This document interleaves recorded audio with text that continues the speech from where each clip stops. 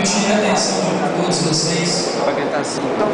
Em primeiro lugar, quero só falar que é muito bom para mim hoje estar aqui no Conclave Regional, essa ideia bacana que a gente lançou lá em Formiga, em outubro de 2005, e que já estamos terminando a 4ª edição e está indo para a 5ª. Eu acho que isso é muito importante para integrar a nossa região.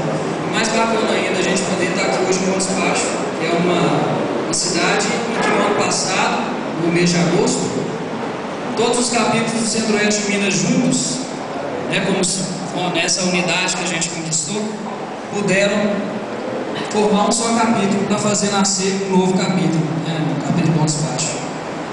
E é justamente então para essa união, para essa integração do Centro-Oeste que eu quero apelar agora.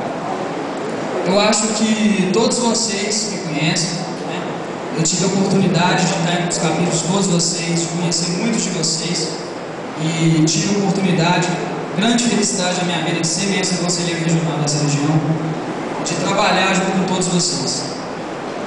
Junto com vocês, eu fui eleito estadual adjunto ano passado. E agora eu acho que não teria melhor dia, melhor lugar, para eu dar um passo à frente. Então eu quero dizer para vocês, meus irmãos centro-oeste, sem mais rodeios, que a partir do dia de hoje eu me declaro candidato ao cargo de mestre conselheiro estadual da Ordem Nemolei, no estado de Minas Gerais. E eu conto com vocês todos, junto comigo, não só me apoiando, não só com voto, não só com torcida. Eu conto com vocês ajudando durante esse tempo até o Congresso Estadual de Diamantina. Eu conto com vocês ajudando a conversar com a gente, ajudando a disseminar essa campanha. Eu conto com vocês para principalmente que a gente possa fazer um projeto que seja aquilo que os Nemoleis precisam.